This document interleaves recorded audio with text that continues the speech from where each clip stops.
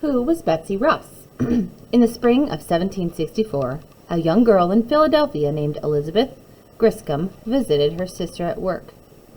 Elizabeth's sister was a seamstress for an upholstery business. It produced many items made out of fabric, including curtains, tablecloths, quilts, sheets, and even covered furniture. The workers were kept very busy creating items to decorate some of the most important homes.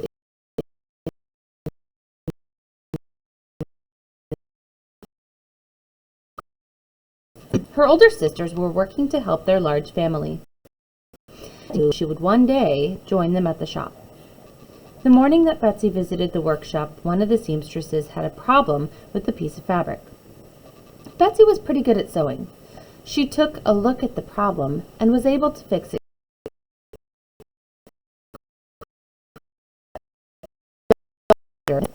Betsy was only 12, but already could sew better than some of the older girls. Webster visited Betsy's mother and asked if Betsy could come work at the shop too. Mrs. Griscom said yes.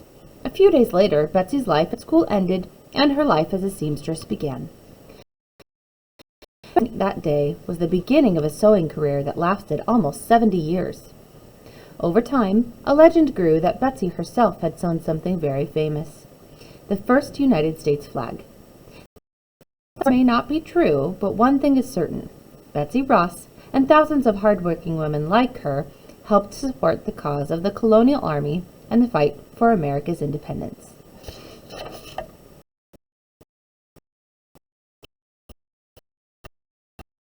1852 was one of the worst Philadelphia had seen.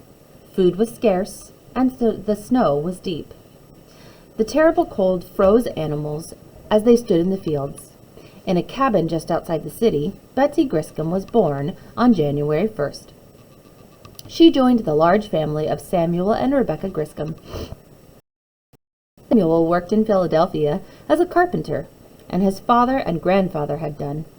Samuel built homes and furniture for the growing city.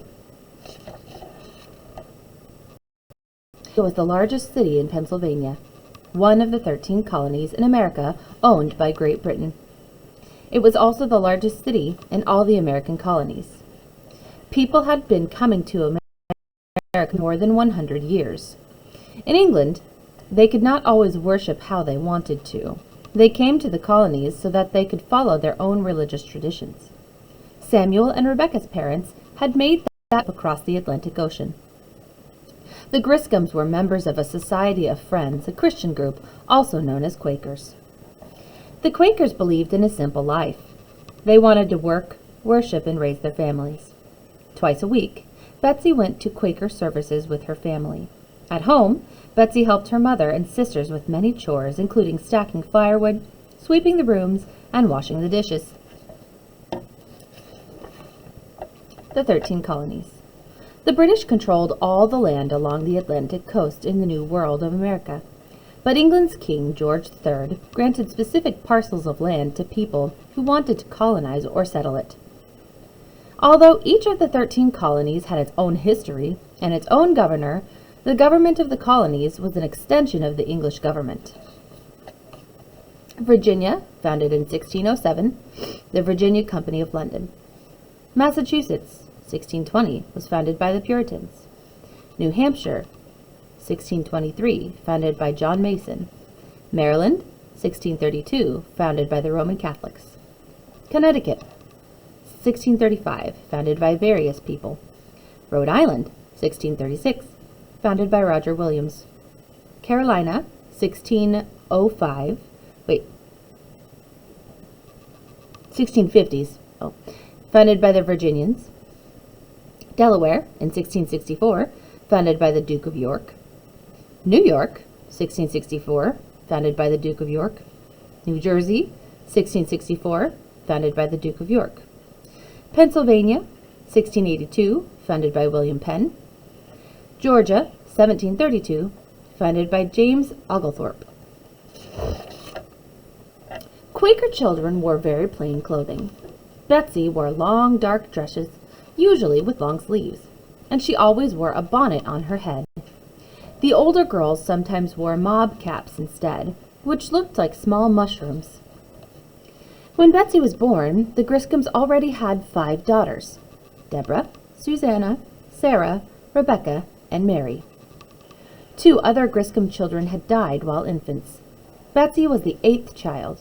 In time, Betsy's parents would go on to have 5 more daughters and 4 sons, all but one of whom died very young.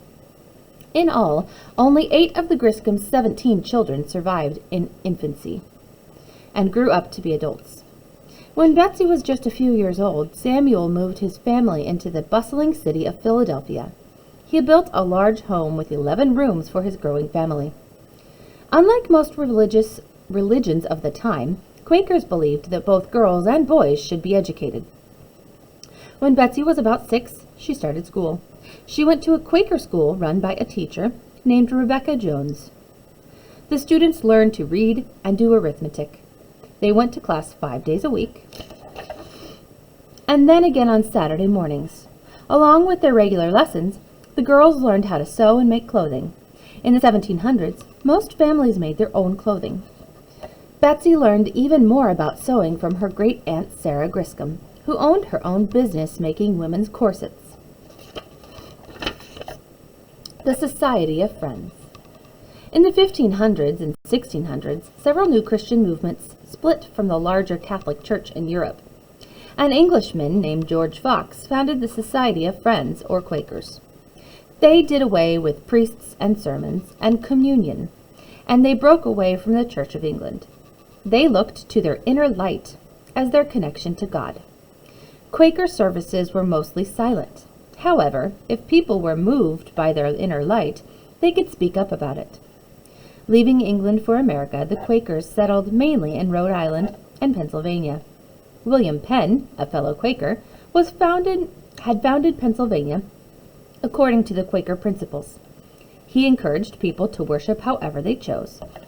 He named his capital city Philadelphia, which means City of Brotherly Love. The Quakers are against any kind of war or violence. Many Quakers refused to join the military during the Revolutionary War. Instead, they worked to support the cause in other ways, such as supplying food and medical assistance. The Society of Friends has split into many different groups, but people still worship as Quakers. Today, the largest group of Quakers can be found in Kenya, Guatemala, and Great Britain.